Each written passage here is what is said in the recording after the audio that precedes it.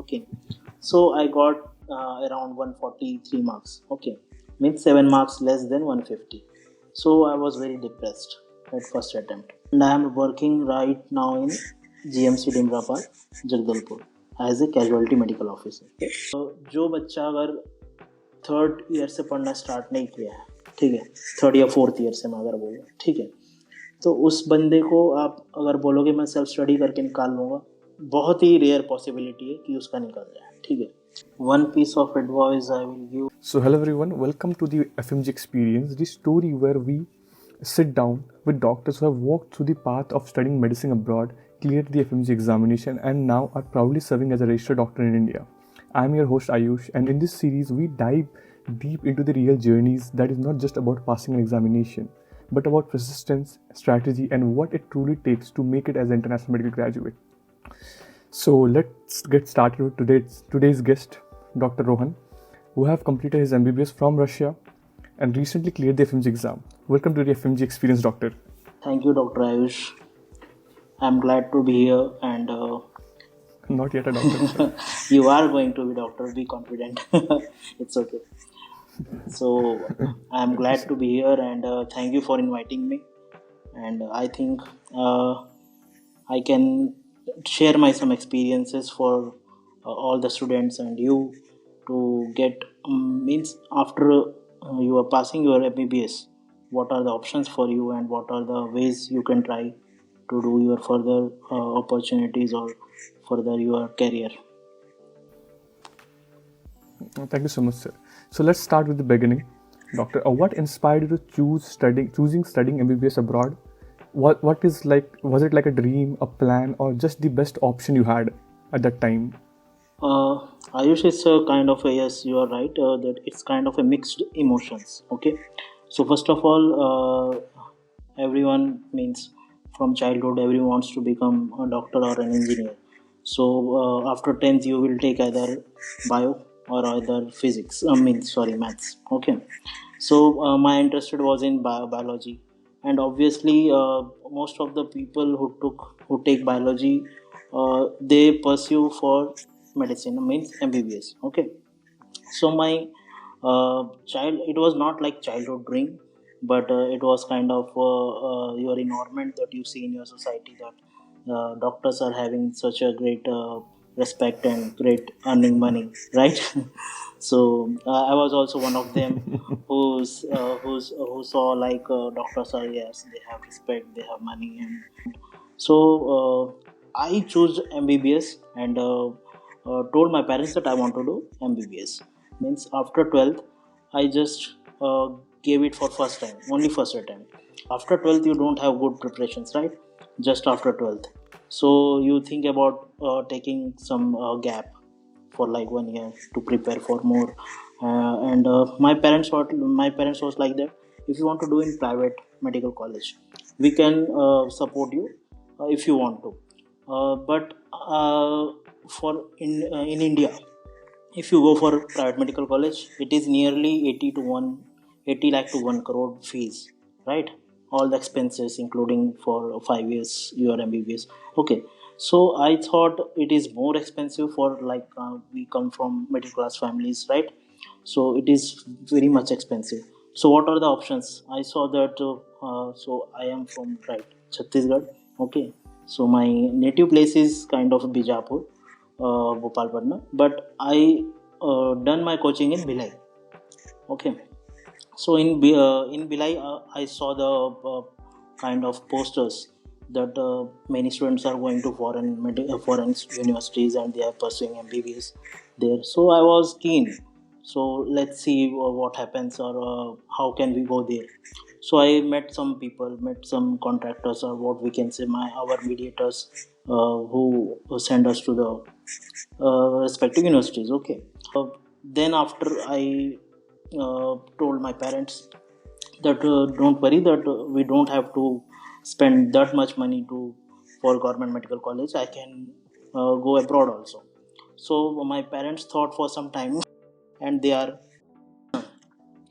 told me that let's see 1 year more if you want to. But I told them no, I just want to go to abroad and I will study there. So they kind of believed in me that yes, you can go and you can do whatever you want. Okay. So then they supported me for all the expenses and all these things. Let's move on to our second question. Where did you pursue your MBBS? Tell us a bit about your experience. How was it academic, like the environment, lifestyle, and challenges you faced? Yes. So in Kazan State Medical University, in first year, every student is confused to what are we are going to do in this first year, right? So every student have are confused because they come in kind of, some come in October and some come in November and some come in like middle of semesters. Okay, so everyone bit a little bit confused and everyone have to study biology, physics, and chemistry and all that. Okay, again after 12. So it was first of all, it was the experience is like, are we going to again 12th class school, right?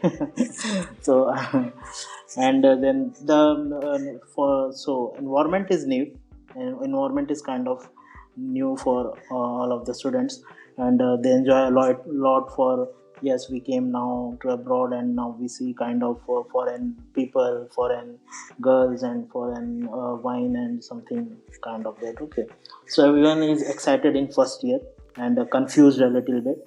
So I was also one of them, that I am confused. So what I am going to do in these 6 years, and will be I can manage or not in these 6 years. Maybe I have to study so much hard that maybe I cannot pass. So much things are in mind. But as the for example, as you pass your first year, as you pass your second year, and you get confidence every year, right? That no यार, सब तो easy है, हम तो कर ही लेंगे, जो भी धीरे धीरे हो ही जाएगा, कुछ ना कुछ करके हम तो संभाल ही लेंगे.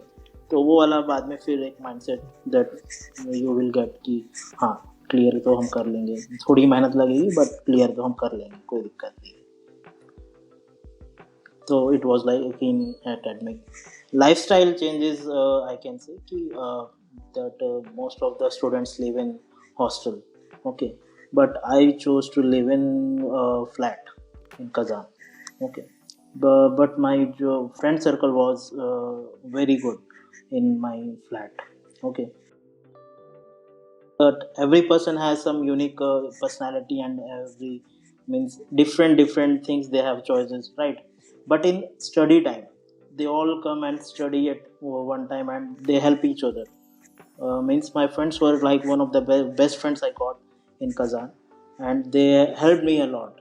Means for example, if I was stuck in kind of some exam, like it is very tough यार, अब मेरे से कैसे होगा, but they like forced me to study कि भाई तेरे से नहीं हो रहा है तो तू ये चीज़ कर ले, इस क्वेश्चन को पढ़ ले, ये शायद तेरे पास फंस जाएगा, शायद ये तेरे को पास करा सकता है.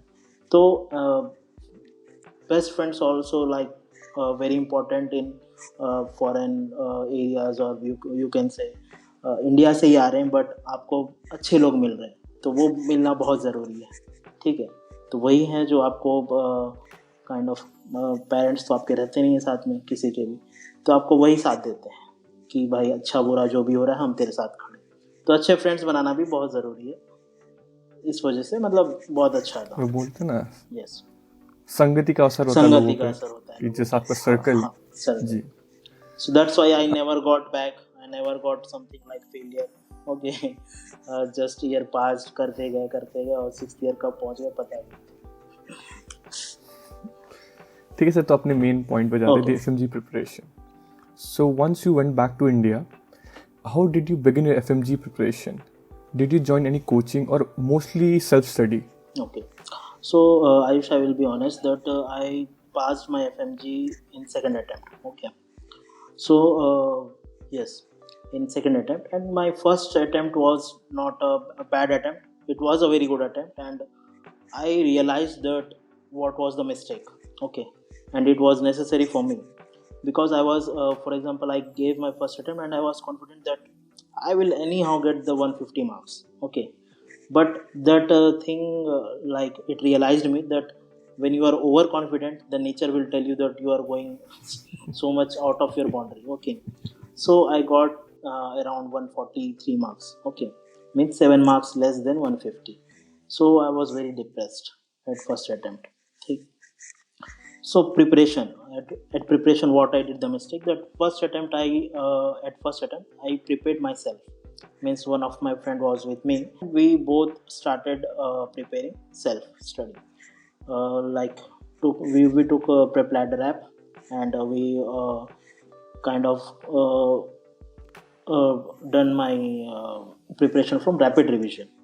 So I took rapid revision, and I think I revised it revised it about 3 times, but that was not enough. Rapid revision is not enough, and your theoretical part, right? Like major subjects, medicine, surgery, and obs gynae and pedia. These are the major subjects, and pharma, right? So these are the major subjects you have to study anyhow. Means आपको ये subjects complete होना बहुत ज़रूरी है.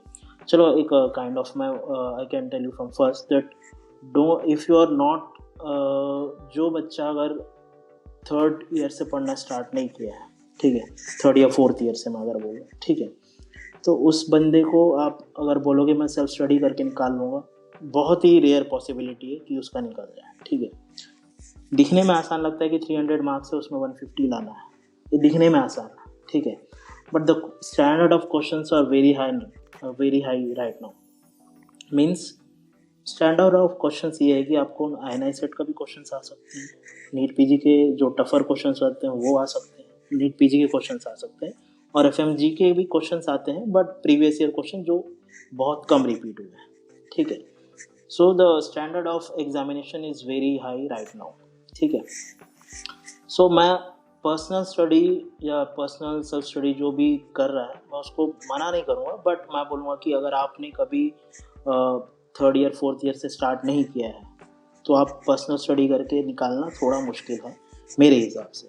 ठीक है, और कुछ लोग होते हैं जो काइंड ऑफ कोचिंग सेंटर्स जाते हैं. ठीक है, मैं बोलूँगा coaching centres are the best. ठीक है, they will tell you around सब चीज़ के बारे में बताएंगे कि क्वेश्चंस कैसे आते हैं, आपको मॉक टेस्ट कराएंगे. ठीक है, आपका जो भी कॉन्सेप्ट क्लियर नहीं है उस कॉन्सेप्ट को उन लोग क्लियर कराएंगे. ठीक है, विद इन 6 मंथ्स. जैसे आप यहाँ से पास होते हो काइंड ऑफ जून में, ठीक है, तो आपके पास 6 मंथ्स है. ठीक है, आप कोई भी कोचिंग सेंटर को ज्वाइन कर लो काइंड ऑफ दिल्ली में या हैदराबाद या जो भी आपके नियरेस्ट जो भी है. उसमें भी मैं नाम लूँगा कि AFMG एक है. ठीक है, मिस्ट कोचिंग है. ठीक है, और अपना क्या बोलते हैं DBMCI है या फिर डैम्स है. तो ये सब कोचिंग्स अच्छे हैं, सबका अपना अपना प्रेफरेंस होता है टीचर्स का, वो बात अलग है कि मुझे इस टीचर से पसंद मतलब पढ़ने में अच्छा लग रहा है तो मैं इस टीचर से पढ़ूंगा, मुझे उस टीचर से पढ़ना है. ठीक है, तो मेरा बोलना ये है कि अगर कोई लड़का या जो भी स्टूडेंट है जो थर्ड ईयर से पढ़ना स्टार्ट नहीं किया है और वो भी बेसिक से मतलब anat, physio, patho, biochemistry, physiology, pharmacology, सब उसका अगर पहले से ओरिएंटेशन नहीं है कि इसमें होता क्या है ढंग से. Means upon we study in our universities, okay, but we study to pass the exams. ठीक, we don't cover a whole syllabus, we just study to pass the exams and my main topics, main important questions. Means अपने को थोड़ा बहुत orientation रहता है but that is not enough. ठीक है, तो अपने को क्या है कि बेसिक्स क्लियर करना है पहली चीज़, तो उसके लिए आपको पहले से प्रिपरेशन स्टार्ट करना पड़ेगा. और अगर आपका बेसिक्स क्लियर नहीं है तो फिर भी आपको एटलीस्ट रैपिड रिवीजन पढ़ना पड़ेगा. कोई भी आप कोचिंग इंस्टीट्यूट का उठा लो रैपिड रिवीजन, कोई भी ऐप का उठा लो, मैरो का उठा लो, प्लेटर का उठा लो, डॉक ट्यूटोरियल्स का उठा लो. तो मैं बोलूँगा पहला स्ट्रैटेजी है आप अपना कम से कम रैपिड रिवीजन कंप्लीट करो. ठीक है, रैपिड रिवीजन या फिर थ्योरेटिकल पार्ट आप अगर थर्ड ईयर फोर्थ ईयर से स्टार्ट कर सकते हो तो थ्योरेटिकल पार्ट से स्टार्ट करो कि पैथो का अपन चलो आज हॉलीडे है या छुट्टी है तो कुछ टॉपिक आप उठा के पढ़ लिए. या फिर आप ये भी कर सकते हो एक थोड़ा सा एक रिसर्च कर लो कि FMG में रिपीटेड टॉपिक्स क्या है. ठीक है, आप एक रिसर्च कर लो कि FMG में रिपीटेड टॉपिक्स क्या है, तो कम से कम उस टॉपिक्स को भी आप पढ़ना स्टार्ट कर लिए थर्ड ईयर फोर्थ ईयर से मैं बोल रहा हूँ. ठीक है, थर्ड फोर्थ ईयर से ही आप स्टार्ट कर लिए. थर्ड ईयर भी मैं इसलिए बोल रहा हूँ कि आपका थोड़ा नया नया रहेगा कि नया नया मतलब बायोकेम आप पढ़ के निकले हो, फिजियो आप पढ़ के निकले हो. ठीक है, और अपना एनाटमी पढ़ के निकले हो, तो ये सब चीज़ आपको मतलब उसमें ईजी हो जाएगा पढ़ने में. लेकिन आप सीधा उठाओगे कि नहीं यार मैं थर्ड ईयर में हूँ, मैं ऑब्स गायनी पढ़ लेता हूँ, नहीं मैं सर्जरी पढ़ लेता हूँ, तो that is not going to help. मेरे को ये लगता है पहले आपका एनाटमी थोड़ा क्लियर होना चाहिए, पहले आपका कुछ फार्माकोलॉजी क्लियर होना चाहिए, तभी जाके आप मेडिसिन, ऑब्स गायनी, सर्जरी ये सब पढ़ोगे, तब समझ में आएगा। ठीक है, तो आप स्टार्ट कैसे करते हैं वो भी एक इम्पॉर्टेंट चीज़ है।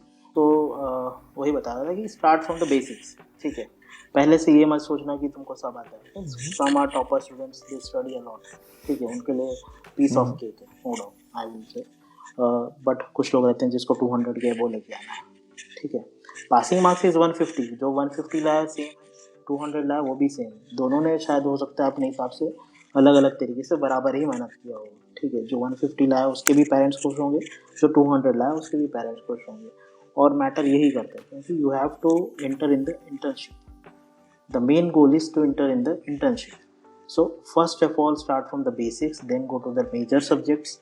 ठीक है, और स्टार्ट करना है तो स्टार्ट करो आप अपने जो भी बेसिक सब्जेक्ट्स हैं उनसे स्टार्ट करके फिर मेजर सब्जेक्ट्स में जाना। कोई भी स्टूडेंट, एवरी स्टूडेंट जो भी ये सुनेगा, जो भी देखेगा, सबसे पहला चीज़ ये है कि आप बेसिक्स अपना पहले थोड़ा बहुत ओरिएंटेशन क्लियर कर लो, क्या क्या चीज़ें होती हैं। ठीक है, एनाटमी में क्या होता है, फिर फार्माकोलॉजी में क्या होता है। ठीक है, उसके बाद फिर आप मेडिसिन, सर्जरी, ऑब्स गायनी, ठीक है, पीडिया, ये सब जाके पढ़ना। बिना बेसिक्स के आप सीधा स्टार्ट कर दोगे तो फिर वो आपका, मेरे को नहीं लगता कि वो हेल्पफुल होगा। ठीक है, और अगर बहुत अच्छा मार्क्स लाना है तो थ्योरेटिकल पार्ट भी आपको कंप्लीट करना है। First of all is rapid revision. अगर आपको अराउंड 150 लाना है, रैपिड रिवीजन को ही कम से कम आप पढ़ लो, 3 से 4 बार पढ़ लो। ठीक है, अब ये चीज़ हो गया अपना थ्योरेटिकल पार्ट की, आपको थ्योरेटिकल पार्ट कैसे पढ़ना है। उसके बाद है आपको एटलीस्ट MCQs प्रैक्टिस करना ही पड़ेगा। मैं बता रहा हूँ आयुष की मेरा फर्स्ट अटैम्प्ट इसीलिए मेरा नहीं हो पाया क्योंकि मैंने MCQs प्रैक्टिस नहीं किया था। मैं अगर अपना जजमेंट अगर मैं दूँ कि मैं क्यों रह गया first attempt, because of MCQs।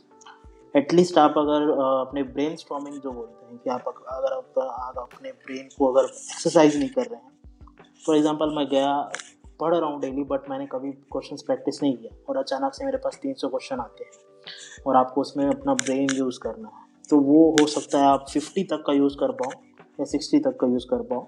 उसके आगे फिर आपका माइंड काम करना थोड़ा स्लो हो जाएगा। मे बी आपको आता होगा वो क्वेश्चन बट फिर भी आप एंजाइटी में भूल जाएंगे।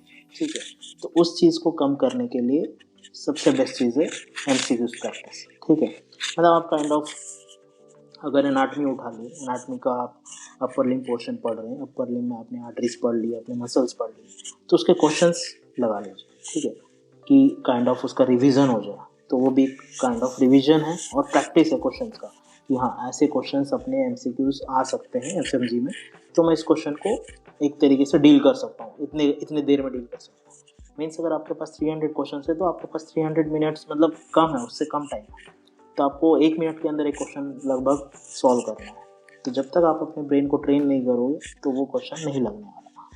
तो जितने भी स्टूडेंट्स हैं, थ्योरी पार्ट तो आप थर्ड ईयर से स्टार्ट करोगे, कम से कम फोर्थ या फिफ्थ ईयर तक कुछ ना कुछ कवर आप सिलेबस कर लोगे। और सिक्स्थ ईयर में everybody is busy in kind of जो भी है, जो थेरेपी सब्जेक्ट्स हैं, ठीक है, सर्जरी सब्जेक्ट्स हैं, तो उसमें नो डाउट लेंथी सब्जेक्ट्स आपको पढ़ना पड़ेगा और वो हेल्पफुल रहेगा। मैं बता रहा हूँ फाइनल ईयर का सब्जेक्ट्स जो फिफ्थ ईयर और फाइनल ईयर में पढ़ा रहे हैं बहुत हेल्पफुल होगा, क्योंकि आपको वही चीज़ आपको फिर ना जो भी कोचिंग इंस्टीट्यूट्स है या फिर जो भी है, जब आपको पढ़ाएंगे लगेगा हाँ यार ये तो मैं पढ़ा हुआ था।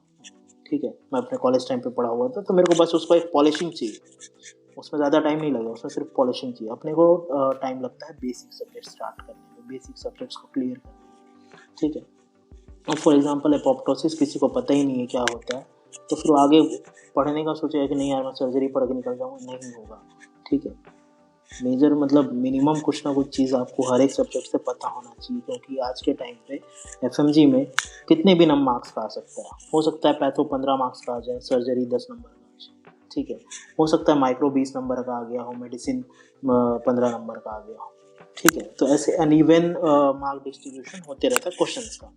अब जिस बंदे को अगर वो नहीं है कि यार ये तो मैं इस तरीके से पढ़ के आया था कि नहीं मैं मेडिसिन ही पढ़ूंगा, मेडिसिन से 30 नंबर का क्वेश्चन आएंगे। आप एग्जाम्स में जैसे अपन मोस्टली लोग क्या करते हैं कि नहीं मेडिसिन का 30 मार्क्स का आता है, सर्जरी का 30 मार्क्स का आता है, तो मेजर सब्जेक्ट्स हम पढ़ के चले जाएंगे तो एटलीस्ट 150 तो आ ही जाएगा। It's not going to happen. ठीक है, आपको 19 सब्जेक्ट्स में 19 सब्जेक्ट्स पढ़ने ही पड़ेंगे। मीन्स आपको ओरिएंटेशन होना बहुत ज़रूरी है कि एफएमटी में क्या आता है, ठीक है, और ऑप्थेल में क्या आता है, पीएनटी में क्या आता है।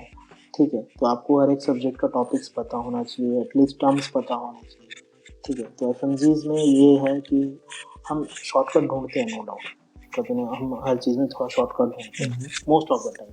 ठीक है, बट वो हमको एफएमजी में काम नहीं आने वाला। शॉर्टकट्स काम तब आएंगे जब आपका थोड़ा सा पहले से ओरिएंटेशन है उस सब्जेक्ट में। ठीक है, तो नो डाउट हम 100% कवर भी नहीं कर सकते मेडिसिन, मतलब काइंड ऑफ एमबीबीएस ऐसा है कि आप फुल 19 सब्जेक्ट्स को नहीं पूरा कवर कर सकते। बट जो भी मेजर टॉपिक्स हैं, जो भी मेजर क्वेश्चंस हैं जो पास्ट ईयर में आ चुके हैं, and one thing, P Y Qs means previous year questions. ठीक है, previous year questions are most important. ठीक है, प्रीवियस ईयर क्वेश्चंस में हो सकता है वही क्वेश्चन ना दे, बट उस क्वेश्चन के टॉपिक से उठा के कोई एक क्वेश्चन दे दे।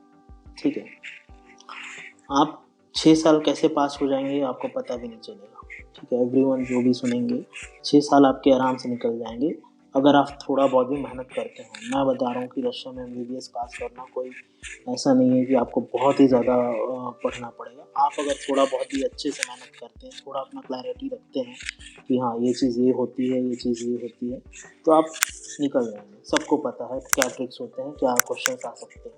ठीक है, तो उस सब चीज़ से आप पास हो सकते हैं। बट मेन चीज़ है आपका एफएमजी, जो आपको इंटर्नशिप दिलाएगा वही आपको आपका परमानेंट रजिस्ट्रेशन दिलाएगा कि आप इंडिया में काम कर सकते हैं। ठीक है, तो वही बात है कि पढ़ाई को नहीं छोड़ना है। 3rd या 4th ईयर से आप स्टार्ट कर दो। 1st 2nd year no doubt सब कंफ्यूज रहते हैं, मैं पहले ही बताया हूँ कंफ्यूज रहते हैं, सबको समझ नहीं आता है कि क्या हो रहा है क्या नहीं हो रहा है, समझने में टाइम लगता है। लैंग्वेज वाला प्रॉब्लम भी चलते रहता है साइड बाय साइड, जो भी रहने खाने का भी दिक्कत है, ठंडी है, हर चीज़ से आप जूझ रहे होते हो, तो 2 साल उस चीज़ के लिए आपको लग जाता है। उसके बाद जो है ना आप अपने आप को स्टेबल कर लिया, आपका एक प्लेस स्टेबल हो गया कि मैं अगर यहाँ से घर जाके वापस आऊँगा तो मैं यहाँ रहने वाला हूँ, मेरा यहाँ ये होने वाला है। तो उस प्लेस को आप अपना परमानेंट बना लीजिए और वहीं पे अपना जो भी प्रिपरेशन है उसको स्टार्ट कर लीजिए। बेसिक से स्टार्ट करना है पहली बात तो। दूसरा चीज़, बेसिक्स ख़त्म करने के बाद या जो भी सब्जेक्ट आप ख़त्म करोगे एमसीक्यूज प्रैक्टिस करते रहो बीच बीच में कि हाँ यार आज ये पढ़ लिया तो इसका एमसीक्यूज मैंने प्रैक्टिस भी कर लिया, तो थोड़ा एक ओरिएंटेशन। मार्क्स कम आएंगे उसका कोई दिक्कत नहीं, मार्क्स ऑब्वियसली कम आने वाला है। ठीक है, फर्स्ट अटेम्प्ट में ऑब्वियसली कम आने वाला है, धीरे धीरे इम्प्रूव करोगे तो फिर अपने आप ठीक ठाक आ जाता है। मीन्स धीरे धीरे जाके जब आप जीटी दोगे, मीन्स ग्रैंड टेस्ट देते जाओगे, तब उसमें फिर आपको 300 क्वेश्चंस करना रहेगा। तब फिर आप फॉर एग्जांपल फर्स्ट अटेम्प्ट में 300 में 100 मार्क्स आ गए, फेल है but no doubt it's improvement. ठीक है, फिर सेकंड अटेम्प्ट में 120 आया, फिर थर्ड अटेम्प्ट में हो सकता है 145 में आके रह गए। तो ऐसे धीरे धीरे निराश नहीं होना है। डेली आप अपना एक कंसिस्टेंसी बना के रखो कि मैंने आज ये टॉपिक पढ़ा है, इस चीज़ का एमसीक्यूज लगाया है, वो इम्पोर्टेंट है। ठीक है, तो वही बात है कि starts from the basic, then फिर मेजर सब्जेक्ट्स, देन फिर एमसीक्यूज, और फिर जो भी आप थोड़ा बहुत यूट्यूब में सर्च कर लेंगे तो आपको जो भी टॉपर्स हैं, जो भी पास आउट हैं, उनके कुछ कुछ इंटरव्यूज़ मिल जाएंगे। उनसे भी आप अच्छा जो भी है ले सकते हो कि हाँ उनका स्ट्रैटेजी क्या था, तो हम भी इस स्ट्रैटेजी को अपनाएंगे। सेल्फ एवेल्युएशन बहुत ज़रूरी है। Yeah. So many students struggle with planning. So did you follow any specific strategy or timetable that worked for you? Yes. हाँ yes, there is a timetable kind of सबके लिए। everyone has their timings and everyone has their different capacity to study and different mindset to study. But I think for FMG you have to be consistent all the time. Okay, so for example my timetable was I woke up at 6 a.m. and done my kind of fresh and breakfast and everything. until 8. Okay, so from 8 we start, so I joined coaching. Okay, missed coaching, online missed coaching. ठीक है, तो missed online coaching में क्या होता था कि उसमें 8 बजे से आपको नाइट के 8 बजे तक, मीन्स आपके दिन के जो भी 12 घंटे हैं, ठीक है, पूरी रात, ठीक है, तो आपको 8 से लेके 8 तक आपको पढ़ाया जाता था। तो उसका रिकॉर्डिंग आपको 12 AM तक भी रहता था, ठीक है, 12 AM तक आपका रिकॉर्डिंग रहता था। तो आप थोड़ा बहुत आगे पीछे अपने आप को कर सकते थे। उसमें बीच में आपको ब्रेक्स मिलता है, 1 घंटे का ब्रेक, काइंड ऑफ रिलैक्सेशन, 1 घंटे का लंच का, तो 2 घंटा आपका इसमें निकल गया। बाकी वो आपका बीच का जो भी टाइमिंग है वो पढ़ाते थे, ठीक है। तो मैं और मेरा फ्रेंड एक था, जो हम दोनों ने एक फ्लैट लेके जो भी है काइंड ऑफ प्रिपरेशन स्टार्ट किया था। तो सुबह 8 बजे से रात के 8 बजे तक हम कंटिन्यूस बैठते थे, काइंड ऑफ 6 महीना हमने किया है। बहुत दिक्कत होता था, मीन्स काइंड ऑफ बैठना भी एक बहुत बड़ा टास्क है, ठीक है, कि आप अपने आप को पढ़ने के लिए आप पहले तो स्टार्ट करोगे 2 घंटे से बैठना, फिर स्टार्ट करोगे 3 घंटा, फिर 6 घंटे, फिर 8 घंटे, फिर 10 घंटे, ठीक है। तो ये आपको पहले से नहीं होता है, क्योंकि नो डाउट अपने को पता है कि हम एग्ज़ाम के टाइम के 1 हफ्ते पहले पढ़ना स्टार्ट करते थे, फिर एग्ज़ाम निकलने के बाद फिर सब चिल करते थे, ठीक है। बट अब यहाँ पे ऐसा है कि आपको पढ़ना पड़ेगा, यहाँ पे आपको बैठना पड़ेगा 6 घंटे, 8 घंटे, 10 घंटे आपको बैठना पड़ेगा। नो डाउट सबका अपना अपना लर्निंग कैपेसिटी अलग होता है, जिसको जो जल्दी समझ में आ जाता है हो सकता है उसको कम टाइम लगे, और जिसको थोड़ा टाइम मतलब हो सकता है कि थोड़ा लेट समझ में है या फिर नहीं हो पा रहा है, तो उसको बैठना पड़ेगा, 8-10 घंटे तो बैठना पड़ेगा, ठीक है। तो सुबह 8 बजे उठे हम, जो भी है 6 बजे उठे और 8 बजे तक पढ़ने बैठ गए। फिर उसके बाद 12 बजे तक कंटिन्यूस बैठे, कंटिन्यूस हम 12 बजे तक बैठे, उठे नहीं हैं। फिर 12 बजे के बाद लंच ब्रेक लिया, 1 घंटे का 2 घंटे का जो भी है, काइंड ऑफ थोड़ा रेस्ट और खाना वाना। फिर उसके बाद फिर बैठे 3 बजे, ठीक, 3 बजे से फिर 8 बजे तक फिर बैठते थे। अब एग्ज़ाम के बारे में बात करते हैं, मतलब आपका जो रिजल्ट था, तो सर रिजल्ट के ओके। दिन कैसा है, मतलब what was your experience on the exam day? कोई अनएक्सपेक्टेड चैलेंजेस या फिर last minute realisations? So I have two experience, right? Kind of failure and success. Okay. So first attempt में ऐसा था कि आपको होप होता है कि आप 150 मार्क्स क्रॉस कर लेंगे, ठीक है। तो जब तक रिजल्ट नहीं आता कब आएगा, रिजल्ट कब आएगा, ठीक है। आप एकदम पीछे पड़े रहते हैं कि रिजल्ट के ही NMC वाले रिजल्ट क्यों नहीं निकाल रहे हैं, ठीक है। आपको उनके ऊपर गुस्सा आते रहता है फर्स्ट अटेम्प्ट, ठीक है। तो रिज़ल्ट का एक अपना एक एक्साइटमेंट होता है, जो जिसका भी पेपर अच्छा गया उसको उसके लिए तो और एक्साइटमेंट होता है। मतलब उसके मन में ये होता है कि मेरा एग्ज़ाम अच्छा गया, मैं तो डेफिनेटली पास होने वाला हूँ, बट ये रिज़ल्ट निकाल दे, मैं तुरंत इंटर्नशिप ज्वाइन करूँ, ठीक है। बट वही है कि आपको एक एक थोड़ा सा नेगेटिव साइड भी होना चाहिए कि अगर नहीं हुआ तो मैं उसका प्लानिंग क्या रहेगा, ठीक है। तो मैं जो भी फर्स्ट अटेम्प्टर है जो भी है, तो मैं उनको यही बोलूँगा कि आप फर्स्ट अटेम्प्ट जब भी दे रहे हो, जो एकदम ही ओवर कॉन्फिडेंट है, जिनका GT में मार्क्स बहुत अच्छा आता है, तो ऑब्वियसली उनका अच्छा आता है, काइंड ऑफ 150 तो क्रॉस कर ही लेते हैं, ठीक है। तो जिनका अगर फर्स्ट अटेम्प्ट में थोड़ा साइडवेज है कि नहीं यार हो पाएगा नहीं हो पाएगा, तो वो दोनों अपना मन बना के रखें कि अगर नहीं होता है तो मेरा स्ट्रैटेजी क्या रहेगा। डिप्रेस नहीं होना, सबसे बड़ा चीज़ यही होता है कि आप डिप्रेस हो जाते हैं कि नहीं यार मैंने इतना मेहनत किया, 6 महीने मैंने बहुत बैठ के पढ़ाई किया है, बट फिर भी नहीं हो पाया, ठीक है। तो वो एक अलग डिप्रेशन होता है। मैंने अपने फ्रेंड्स को भी देखा है, उनसे भी मतलब बातें की कि भाई ऐसे हो गया, जो भी है हम मतलब इतने मेहनत किए थे, जो भी, ठीक है। बट जब होना होता है तभी होता है। मेरे को ऐसा लगता है कि इसमें एक थोड़ा लक फैक्टर काम करता है, आपका लक फैक्टर बहुत काम करता है, ठीक है जी। तो फर्स्ट अटैम्प्ट में जब नहीं हुआ था तो मैं भी ऑब्वियसली 2 दिन के लिए था डिप्रेस, और घर वाले भी काइंड ऑफ एक रहता है कि तुमको इतने बाहर भेजा गया है पढ़ने के लिए, तो आपने पढ़ाई क्यों नहीं की, काइंड ऑफ आपको थोड़ा बहुत तो बोलेंगे, हर कोई पेरेंट बोलेगा, because they give their money to study for study, ठीक है। तो फिर पहला अटैम्प्ट में ऐसा था, बट जो भी है अगर फर्स्ट अटैम्प्ट में कोई पास हो जाता है उसका लेवल तो अलग ही रहता है कि मैंने दुनिया का सबसे हार्डेस्ट एग्ज़ाम निकाल लिया, क्योंकि मैं देख चुका हूँ, ठीक है। तो जो फर्स्ट अटैम्प्ट में पास हुए हैं उनके लिए ये काइंड ऑफ एक ब्लेसिंग से कम नहीं है, मतलब भगवान ने ब्लेस दे दिया कि यार मैं पास जी। हूँ, तो उससे कम नहीं, जो भी फर्स्ट अटेम्प्ट में पास होते हैं। तो ट्राई करो सब कि फर्स्ट अटेम्प्ट में पास होने का। मैं तो बोल रहा हूँ कोई भी इंसान है फर्स्ट अटेम्प्ट में पास होए ना, मैं तो मतलब सबके लिए अच्छा है, उसके लिए, उसके फैमिली के लिए, सबके लिए अच्छा है, ठीक है। तो फर्स्ट अटेम्प्ट में पास होने का ट्राई करो, जो भी स्टूडेंट्स हैं। ठीक है सर, तो if you are comfortable enough to share your marks, then it will be so great. Okay, my first attempt marks was 143 something. Okay, and my second attempt was 154. ठीक है, and the passing rate when I was passed that was 10%. ठीक है, तो एक मैं बोलता हूँ, मैं नो डाउट 154 आया था, बट एक अचीवमेंट था, क्योंकि 10% उस टाइम पास होना बहुत बड़ी बात थी, मेरे को ऐसा लगता है। ठीक है, जो भी है, ठीक है, पास होना ज़रूरी है एवरीवन, जो भी है। फर्स्ट अटेम्प्ट में पास हो, बहुत अच्छा है। Okay okay. So what was your reaction जब आपने you saw that you passed on the examination? Like what was your the immediate reaction?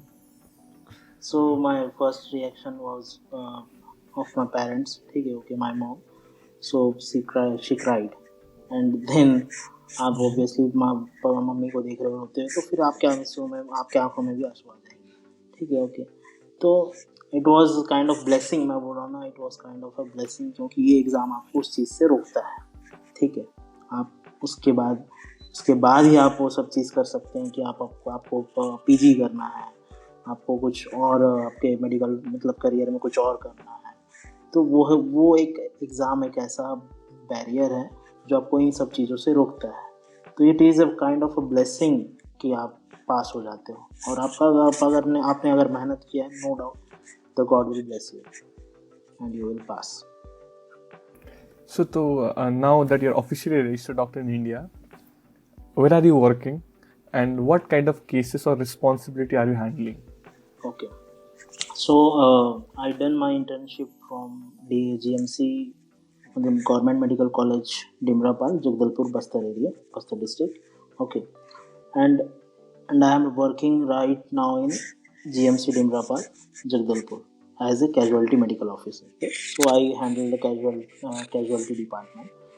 Whenever I get the job, when I was जब भी मैं ड्यूटी में होता हूँ, when I was in duty, so kind of casualties में आप mostly severe cases handle करते हैं, RTA cases, road traffic accident, stab injury, assault in some person, kind of कोई बर्न केसेस हो गया, ठीक है, any cases kind of chronic heart failure patients आ गए, एक्यूट हार्ट फेलियर पेशेंट्स आ गए, CKD पेशेंट्स आ गए, सो अस्थमेटिक पेशेंट्स आ गए, सीजर्स के पेशेंट आ गए।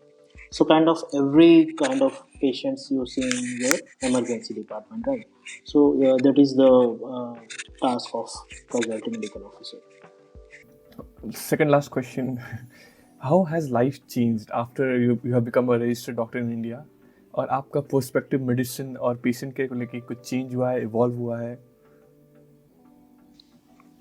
हाँ, so after becoming registered doctor, that is kind of another blessing कि now you have got what you want, ठीक है, कि आपको इंडिया में एक रिकॉग्निशन मिल गया है कि आप FMG से FMG, जो सिर्फ आपको FMG बोला जाता था, ये आप सिर्फ एक foreign medical graduate, now you are a registered doctor in India, ठीक है। So both of the aspect changes, ठीक है।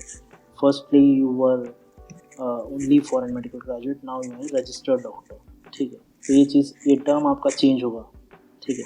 बट हाँ, ये चीज़ मैं बोलूँगा कि आपको खुशी उस लेवल का नहीं होगा जिस लेवल का आप FMG जब पास कीजिए। FMG से थोड़ा जब पास करते हो, वो खुशी किसी से मैच नहीं हो सकता मेरे हिसाब से, उससे थोड़ा कम ही रहता है, बट वो भी एक खुशी है कि आपके हाथ में आपका एक डॉक्यूमेंट आ गया जिसमें आपका लिखा हुआ है that you are now registered doctor Rohan Talandi. Okay, तो जो भी स्टूडेंट्स रहेंगे तो उनको भी जब ये मिलेगा तो वो भी जानेंगे कि क्या होता है। तो मतलब has your perspective changed on medicine और patient care?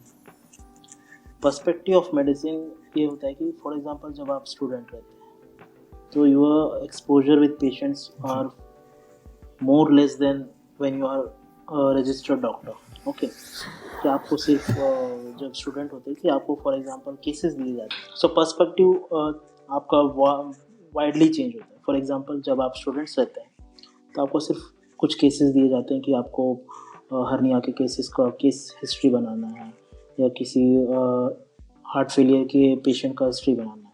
But when you are a registered doctor, whatever the case, मतलब चाहे चीटी काटा हो, चाहे सिर्फ पिन चुभा हो, आपको उससे लेके आपको मेजर केसेस तक देखने पड़ते हैं. Means you have to handle all the cases. ठीक है, तो एटलीस्ट आप मतलब ये समझ जाओ कि it's a very vast change. ठीक है, कि ज़मीन आसमान का फ़र्क है.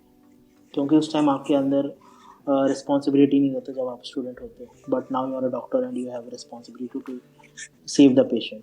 आप स्टूडेंट रहते हैं तो आप डिपेंडेंट रहते हैं अपने प्रोफेसर्स पे. इंटर्नशिप में क्या होता है कि आप अपने JRs या फिर अपने कंसल्टेंट पे डिपेंडेंट रहते हैं. But when you are a registered doctor and you are doing your job, then you are responsible for what is happening to the patient. ठीक है, and what you are giving the treatment to the patient. So ऐसा नहीं है कि बहुत आपको ऐसा चीज़ होगा कि आप कभी पेशेंट देख के ब्लैंक हो गए. आप जब भी पढ़ रहे हैं, इंटर्नशिप कर रहे हैं, आपको हर चीज़ का एक ओवरव्यू हो जाता है कि किस पेशेंट का इमरजेंसी है, किस पेशेंट को हम OPD बेसिस पे ट्रीट कर सकते हैं, किस पेशेंट को एडमिशन की ज़रूरत है, किस पेशेंट को एडमिशन की ज़रूरत नहीं है, किसको नॉर्मल फीवर है, किसका फीवर ज़्यादा या काइंड ऑफ सीवियर केस है, कौन मलेरिया पे जा सकता है, कौन डेंगू पे जा सकता है. तो आप उस हिसाब से अपने लैब टेस्ट लिखेंगे. ठीक है, तो आप जैसे वर्क करते जाते हैं गवर्नमेंट मेडिकल कॉलेजेस में या इंटर्नशिप में, तो आपको हर चीज़ का एक्सपीरियंस होता है और पूरा डिफरेंस आता है उस टाइम पे. So, sir, finally, for all the students studying abroad, what is your one piece of advice for them for FMG and overall career planning? One piece of advice I will give: be consistent in studies. Okay, क्योंकि वही आपको आपके FMG के success पे लेके जा सकती है, FMG एग्जामिनेशन की सक्सेस पे. If you ignore your studies, then you have to wait for long period. Okay, but आपको अगर फर्स्ट अटेम्प्ट सेकंड अटेम्प्ट में अगर क्लियर करना है, then you have to be consistent with your studies. Not only with the theoretical part, means which is teaching in the universities. You have to study out of your university textbooks and university material, like take some kind of Marrow or PrepRadar or doc tutorials or whatever the app you are kind of comfortable. So start from the scratch and you can clear your FMG. If you start earlier, then you will clear your FMG as soon as possible. This is the motto. You have to. Thank you so much for joining us and sharing your inspiring story. Thank you, I'm Ayush. sure a lot of Thank you. FMG Thank you so experience. much. My pleasure, sir. I hope. I'm sure a lot I of hope. FMG aspirants watching this will find a new hope and direction after hearing your story. Thank you so Yes, much, sir, yes. for sharing your personal story. If you enjoyed this video, don't forget to like, share, and subscribe. Thank you so much for watching. This is Ayush, and I'll see you in the next one. Jai Hind.